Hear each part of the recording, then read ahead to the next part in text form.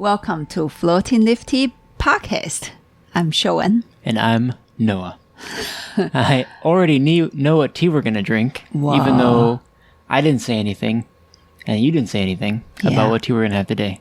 Yeah. Do you know why? Why? Because we've been practicing drinking that tea twice a day, every day for the last 4 or 5 days. And what tea is that? 毛蟹. Furry Crab. Imagine those little crabbies running around on the beach and it's really hard to catch them. That's how I feel about this tea. It's still very cute, but it's hard to catch. We've been seriously trying to figure out this tea for quite a while now. Yeah. I think, what is it today? It's the 3rd of January? Happy New Year. Happy New Year. And the day after Christmas, we came to the shop and I brewed this tea. And then it tasted pretty good. And then we kept coming to the shop and brewing this tea. And it started to taste kind of not as good.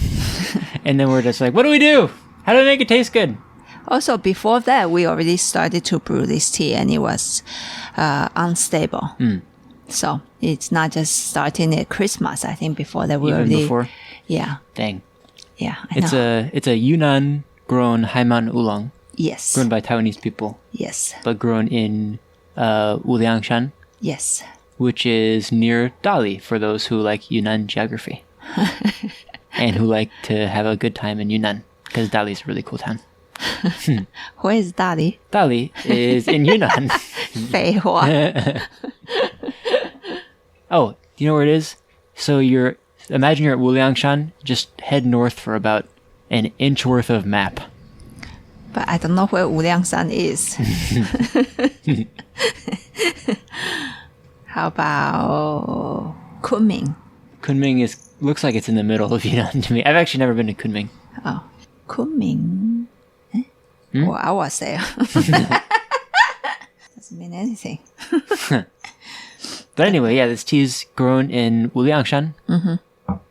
And it's made with a furry crab cultivar, which is 毛蟹. Sometimes used as a 铁观音. Oh, 在福建, yeah. Yeah. True. And I thought, well, today it's our first session of the 2021 New Year session. And I thought it's very appropriate to bring on this tea. Not to start the New Year with a bam, you know. Do we call that a bam? A bam. Bam, bam. A bam, a bam, whatever. a bam. It's to, in a way, keep on the practice. I remember we share a post from our British friend, David. And we love what he said about practice. So he said, practice every day. Yeah. Here you go, number 1. And focus on the process. I thought that was really good. Yeah, focus on the process. Because when we practice, I mean, even in these past few days, it's very, in a way, stressful and stressful. And also feel very frustrating to not to, brew this tea well. So I think to focus on the process and keep figuring out. Rather than focus on the goal at the end. Yeah. And what is this, number 3? There is no goal. Wasn't it? Was it number 3 was there is no goal? Number 4 was there is no end, I think. There's no end, yeah. It was really good though. Here you go. Rule number 1, practice every day. Number 2, focus on the process. Number 3 is no hurry. No hurry. And no shortcuts. No shortcuts. And I think hurry, I'm not sure if I would do shortcuts, but for sure, it's always in a hurry to get to the other end. And then number 4 was there is no end. There's no end. Yeah. Yeah. It doesn't mean we have no goal. I think our goal is to get better. But it's not like, oh, that's the end. Yay! Yeah. And then that's it. We got there. We are Tea Master now. Yay! Yeah. I don't think that's how it works. And I think it's any kind of practice that you are doing and anything that you are interested in doing, I would say apply to the same, in a way, practice. So I also, today is the first time I changed a different pot to brew this tea. Cool. Yeah, we have been using Mr. Zhang's pot to brew this tea. Which is a small round, totally round pot. Yeah. And this one is 石瓢 shape. 石瓢 shape, stone dipper shape. Yeah. But it's like a circular shape with bigger on the bottom, small opening on the top. Yeah. And this tea is called Furry Crab because they import furry crabs from Hainan, and they pick the tea. What? What? And the furry crabs are virgins, and the furry crabs are collected by monkeys. Shit. Sorry. God. That was totally not endorsed by Fraternity. I don't know where he was getting at. I kind of know right now.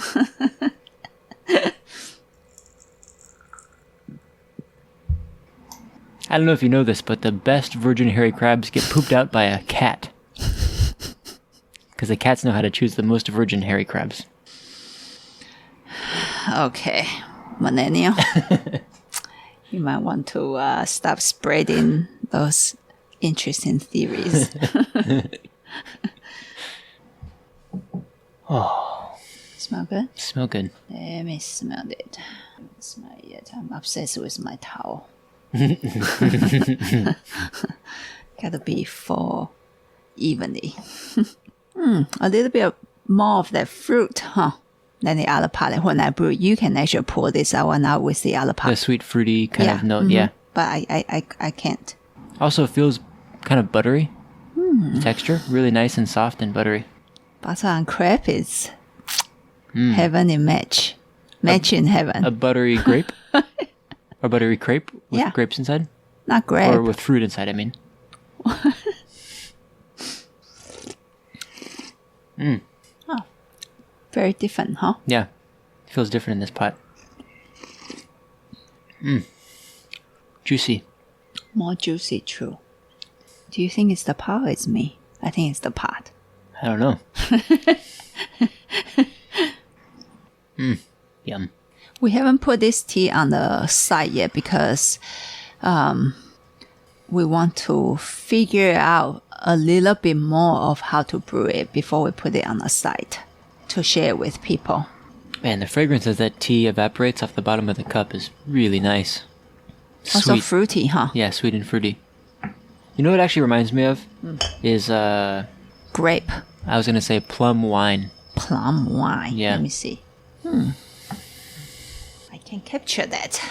Maybe you just haven't had enough plum wine. True. Only a few times. I can smell a little bit more of the charcoal roast now on the top of the broth. You can? Mm-hmm. Wow. That's amazing. Because this was roasted in, lightly roasted though, 2019 December. Second infusion, still juicy. Juicy. And the energy goes into the body. Very nicely.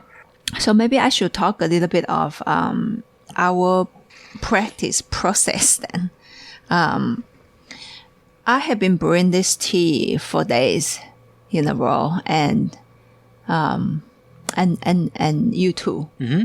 And it's wonderful to practice tea with people because I get to notice the differences between two humans, which is really fascinating to me. So normally, even with other teas, I think I am more interested in getting out the physical energy part of a tea, including this tea.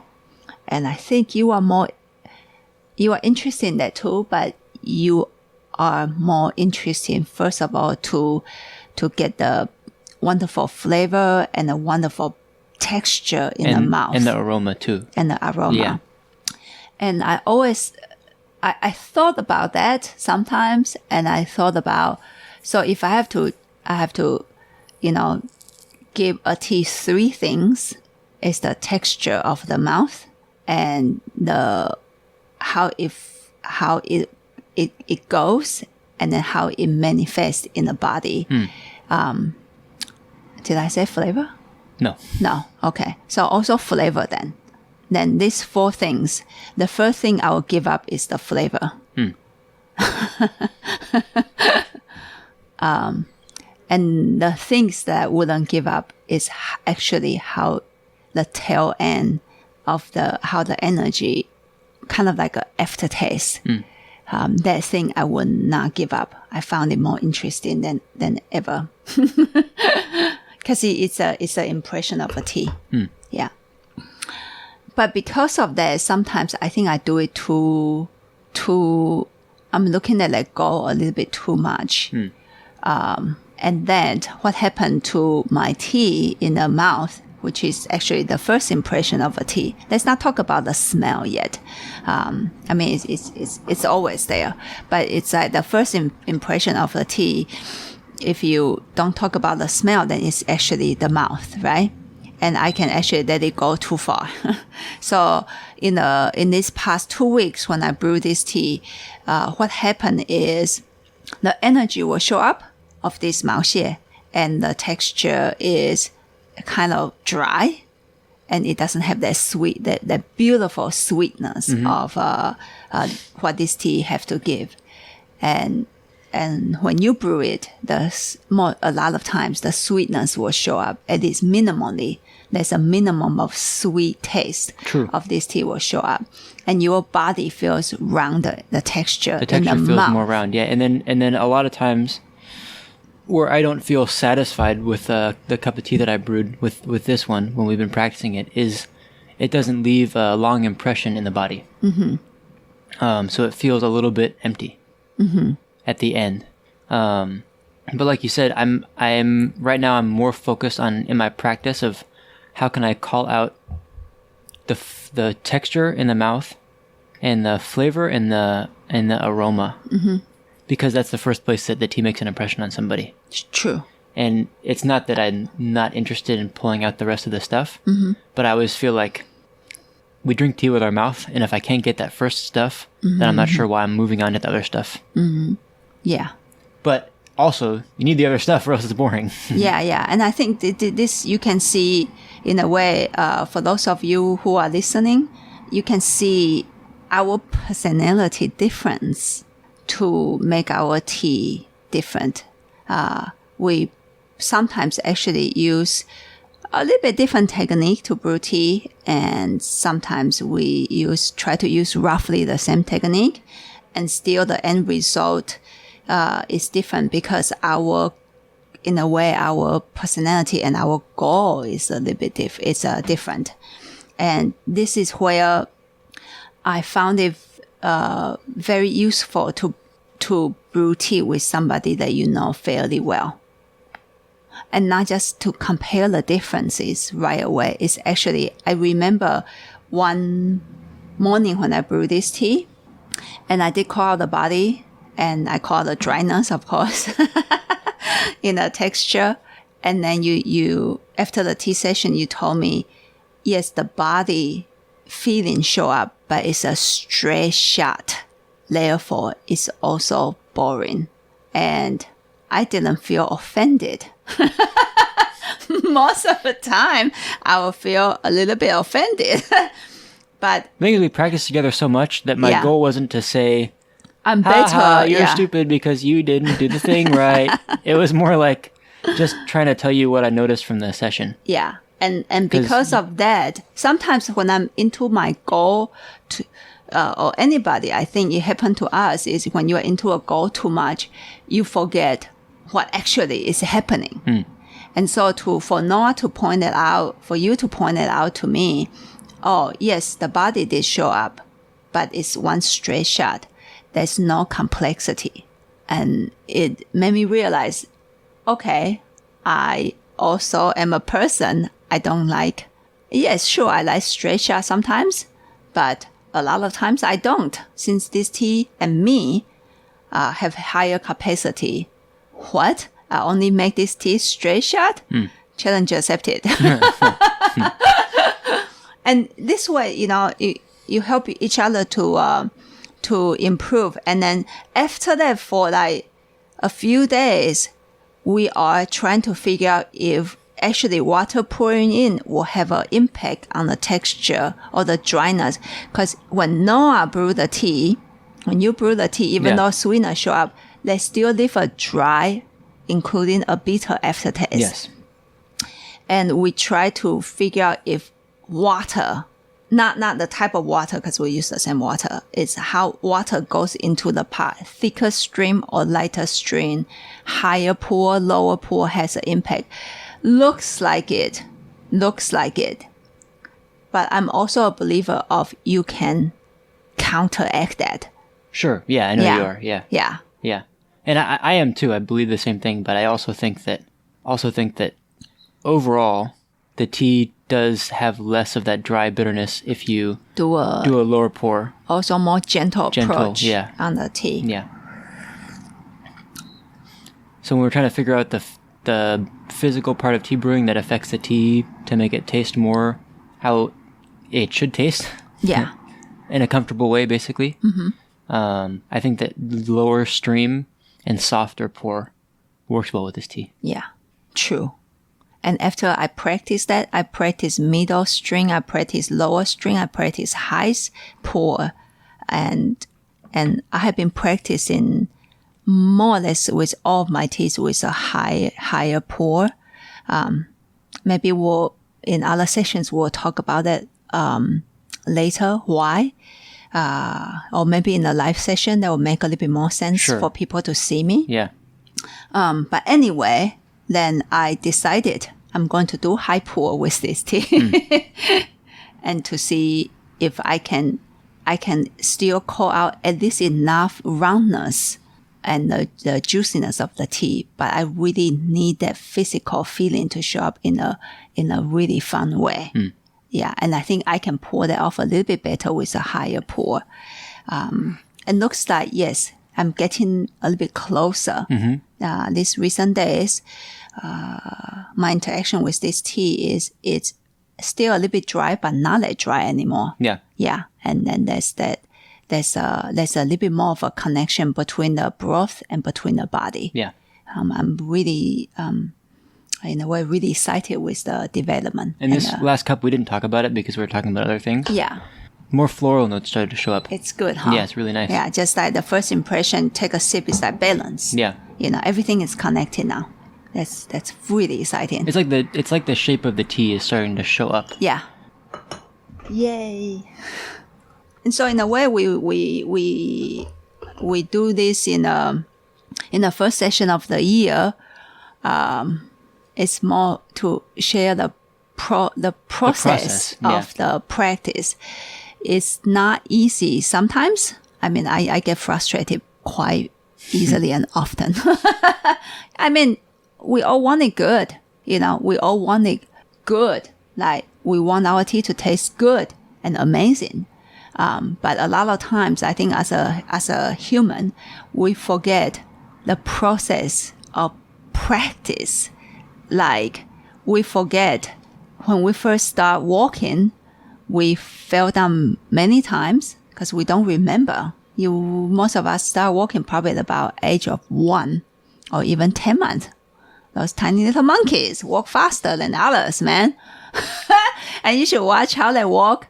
It's just wobbly. There's almost like no focus, but they can walk. The babies could walk and fell down, knock something, knock the wall, knock off your plants in the house, break your guy one. And I couldn't recall at what age a baby can walk really stably, And so we tend to forget the process of practice, even including basic things, walking. We forget we actually went through a year or two of just randomly knocking down and falling down and stuff. And even as adults now, we think we can walk. We think this. Do you think you can walk? Stably. And correctly. Yeah. Sometimes take 5 minutes and walk and pay attention to your own walking. I actually practice that sometimes. And so, when it comes to tea, my goal is that I want my tea to taste really good. I want my tea to wow people while I forget. And sometimes I look at my teachers, wow, their tea always, so good, wow me. And then I really have to remind myself over and over again, they are 70 something years old. They practice tea every day. I don't know from when, from they are 30 or whatever. That's 40 years of their life. And me getting fairly new into this, and I want to wow people already. That's quite arrogant. Nice goal, though. Yeah. And the second thing I think is to practice with somebody, to Get feedback, basically. give feedback. Yeah. And it's really important. Yeah, it's really important to move forward if you want to, go towards a goal, is have feedback from somebody else. Really helpful. Yeah, because if not, if the feedback is only by yourself, and you should know, being clear to know what one is doing is very important. So practice that too. Yeah, you got to practice internally, and you got to practice with somebody or even a group of people. It's all good. So that the different feedback, because sometimes you can see everything, and some people will see other things for you. So they say in Chinese saying, 旁观者清, the people who are looking from outside is actually really clear. They can see you very clearly. 当局者迷, you are inside of a plot or a situation. You are confused with some things. So with other people, maybe just point one thing, it can make the whole situation to turn the whole, different direction even. Yeah. Damn it, tea is always so philosophical. Can we just drink a goddamn cup of tea? And call it a good? See this, we talk too much, so let's see this, focus on this fourth infusion. Is this fourth? Yeah, I think so. Huh? Yeah. Okay. Even the scent, I don't think it smells extra fruity or anything, but there's that softness, then there's that connection. Texture is puffy. Once again, I don't think it's more fruity than what you pour off, but I think because of my attitude changed, and after we drink this, I want you to share of what you share with me, with the playing of music. Yeah, it's very puffy and It is, and smooth and connect into the body. And what we found out, practicing the physical part of brewing this tea, was that in general, it's easier for this one to be, get stuffy, kind of get overcooked in the pot. So the higher notes get lost. It's easy for this one to get dry. So we try to, and lose sweetness basically. So we try to keep the pouring between infusions pretty fast. And what you just did is you waited for a super long time, probably 10 minutes. Yeah. And it still tastes good. It still tastes not too dry, a little bit dry, but not too dry, and still has a softness to it. So although the physical part of it does make a significant impact, I think even more than that is our almost like the micro movements that we make when our mind is in a different kind of state when we bring the tea. Intention. Yeah. Right? Yeah. What I said was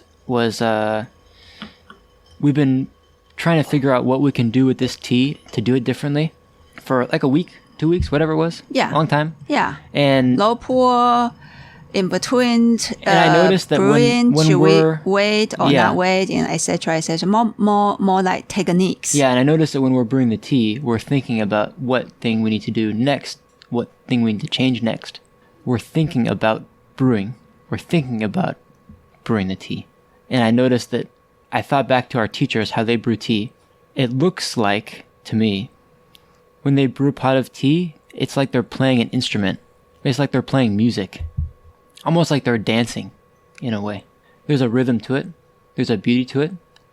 It doesn't look like they're thinking about what they need to do next or what they were doing a minute ago, or if that's going to have an impact on what's going to happen. It's like they're just in the midst of it and playing. And that's what I said to you. right? Yeah, And then and I thought about it. Yeah. I thought that was so interesting, you know, because when we are brewing tea for other people, it should be our practice accumulated into one spot and just do it, you know. But it brings out a question like, do we think or do we not think?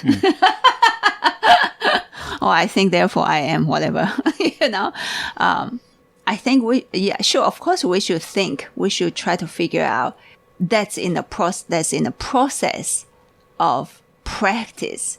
Like, just like those 2 weeks, we were trying to figure out low pour, high pour, temperature in between brewings, how fast the rhythm should we do with this tea, what's the impact, and including, do we open the lid in between? And you always open the lid, and I always keep forgetting to open my lid. Because, you know, for a while, this specific tea feels a little bit 闷到了. Yeah, stuffy. I just use the word stuffy. Stuffy, like it got overcooked. Yeah. In a way. And there's that overcooked and stew, not a nice stew, kind of a feeling. And so I said, oh, maybe open the lid will help. And damn it, sure, when I always forget to open the lid.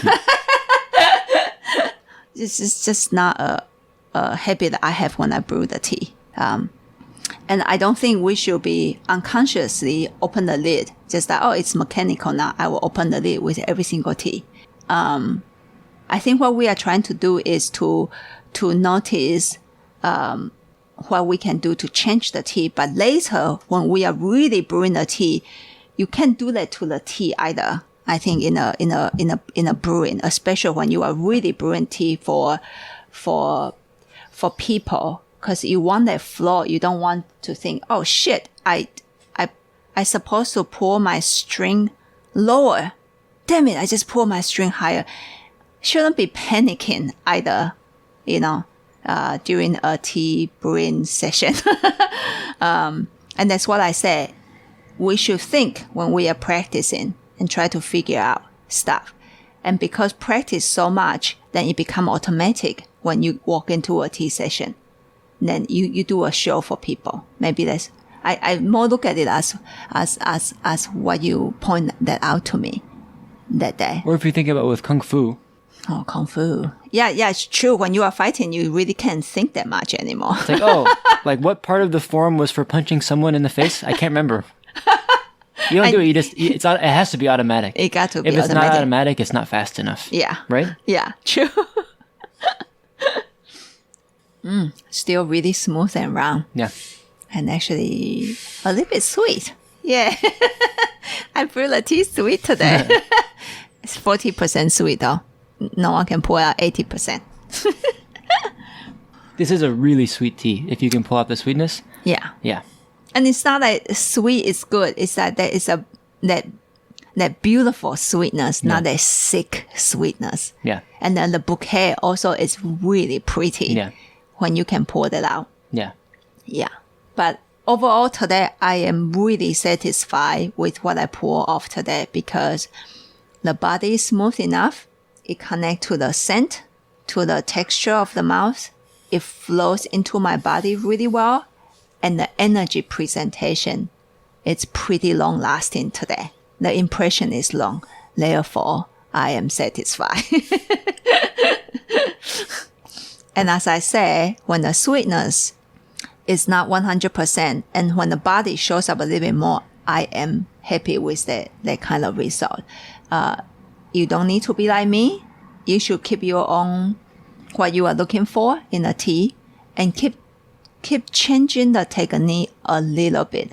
Don't be afraid to tweak it and play with it because normally those times will give you sometimes disastrous result and sometimes amazing results. That's how you move forward.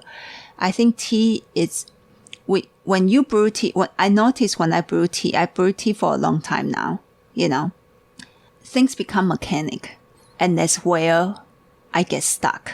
Because then I stop noticing things because it's so natural to me. And that's different from in a tea session. It should be the nice flow. There's a difference. When it become mechanic means I'm not paying attention, but I can move, just like you can move in your sleep, but you are not conscious of what's happening.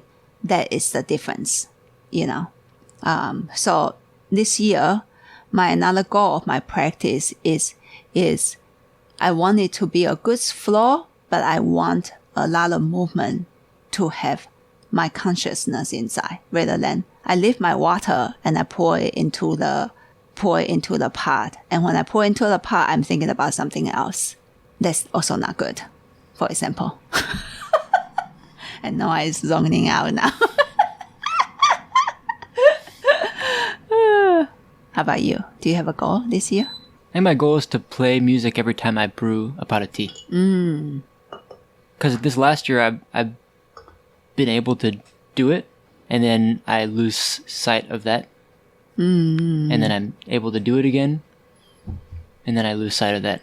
So I'm not saying that I'm going to, just like when I set an intention in my meditation practice, I'm going to watch every single breath. It's not actually going to happen, but that's my goal. Yeah. Yeah. Yeah. So when it's safe again, and if you guys come in to drink tea with Noah and you suddenly are listening to cello or saxophone. With your eyes and your mouth. It's real. Okay, then let's close the session with one more infusion. How about that? Sounds good. Is this like 6th infusion? I don't know. It's not 4th because we already said 4th. I don't know if it's the 5th or the 6th. The scent goes up actually quite nicely. And the broth remains soft and puffy. Moves in really well, connect to the throat, to the chest, to the body. And then it goes. So I think the difference that I'm noticing between the way that the broth feels as it enters the body compared to how it felt before a couple of days ago when we kind of made this, a little bit of a change in perspective, is that before it felt like it was being pushed into the body. Oh, yeah. And it was not a very complex feeling, but it was very obviously there. Now it feels more like it melts into the body, and there's a texture of expansion. Yeah. Particularly, I'm feeling it more in my joints in my shoulder. Nice. A kind of expansion feeling there. But wherever I end up feeling it, the point is that there's just more of like you said, there's more of a movement. It moves. Yeah. And that therefore it's more interesting. Yes, totally. Yeah. It doesn't have to be stronger. You got to move. Yeah. Just like with flavor. Flavor is not about, and aroma and sweetness too. It's not about just having more flavor or more stronger aroma. Yeah. Yeah. Or more sweetness. It's that there's a intricacy in the flavor. And there's an intricacy in the aroma, and it moves. Nice. Really nice. So there you go. Wonderful session. Yeah. And I have to say, 2021. wonderful practice Yeah. to lead us to today. And even though I'm quite happy with the session today, I know this is not the end of it. Because I'm always seeking higher.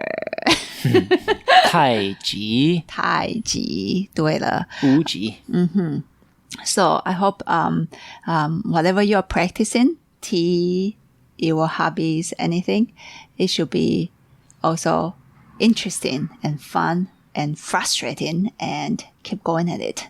I think this is how life is. And Especially because this year is an ox year. yeah, keep going at it. Yep. Moo. So a couple of announcements. We hope to list this tea and the tea that we talked in the previous session. What is the tea? 环山 Huanshan. To be listed on the website soon. And what else? There will be 2 live sessions in January. I believe it's 14th and something else. And 2 14th and 28th probably. Sure. And 2 private tea brewing sessions for January. And February, we haven't scheduled anything. We might not do live session, and instead we'll turn around and do something else. Sounds really good. So that's it. And thank you for everybody's support. 2020 was rough and good. And I hope it's rough and good for everybody. So we look forward, and 2021 is going to be good. With a capital G-O-O-D. And you have anything else to say? Nope. Nope. I think that's it. That's it. Thank you for listening. We'll see you on Monday. Bye-bye. Bye-bye.